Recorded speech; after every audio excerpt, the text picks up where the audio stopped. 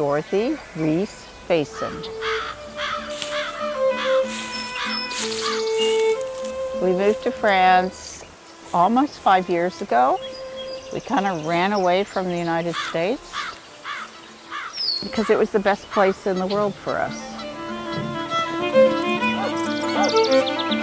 We're in southwest France, in the Dordogne Valley, near the caves, in a very ancient area, and an area where I have ancestors that fled during the War of Religion. So it's sort of like reverse immigration.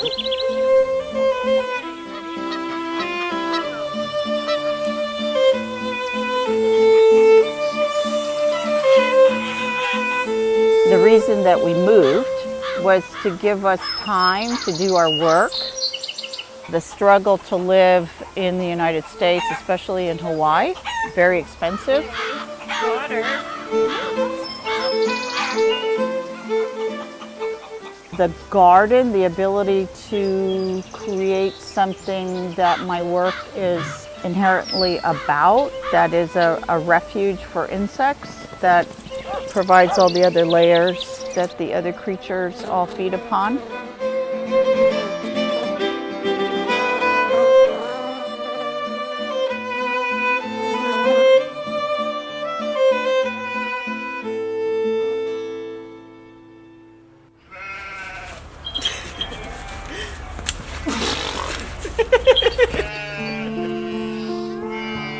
We're able to have crazy animals, which is sort of a dream to have kind of a little fermette, which is like a little French farm for people that don't eat their animals.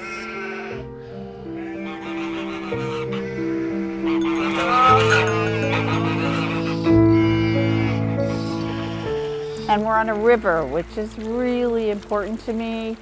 I spent time on a river in Costa Rica when I was a kid, and there's something about the flow of water that is very, very integral to my being.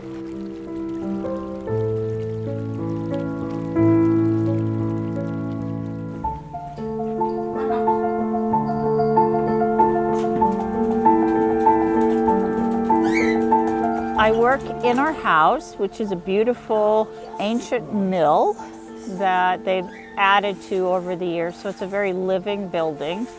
And I have a room that was a bedroom as my studio, and also a print room downstairs in the ancient part of the mill.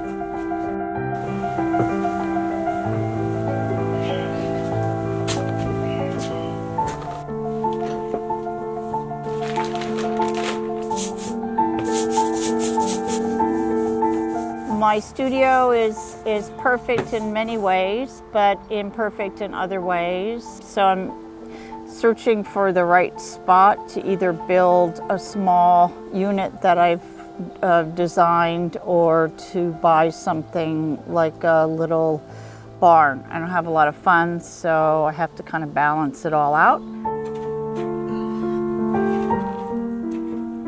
The most important thing is to have the time to work for me. I work in narrative, and I work with sort of layer upon layer upon layer of story and things that I'm obsessed with.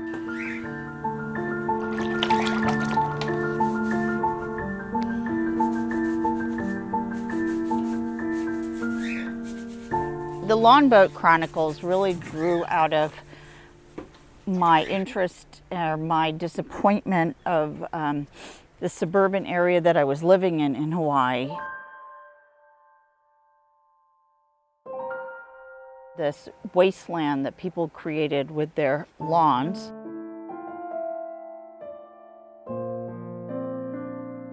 I started to think about the history of Hawaii in 1800 to 1830, where most all of the sandalwood was taken away, and actually the people were in a way indentured to carry sandalwood down to the ports for merchants to remove it and sell it to China.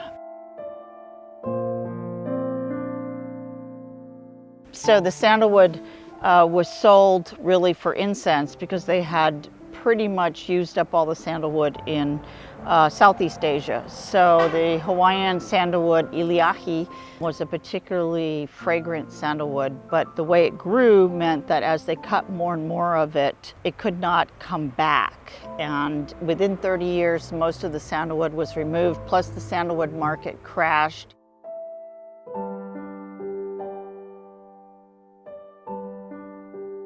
It's a bit like the tulip crisis. In other words, it's a perfect story of greed. In my narrative, the lawn boats are the boats that carried the sandalwood or Iliahi out and brought lawns back. And it's not that different because all the grasses in the United States come from Europe and particularly England, and none of them are native to the United States. So the problem with lawns is that the grasses are non-native and require herbicides, pesticides, water to grow the way that people want them to look like the perfect lawn.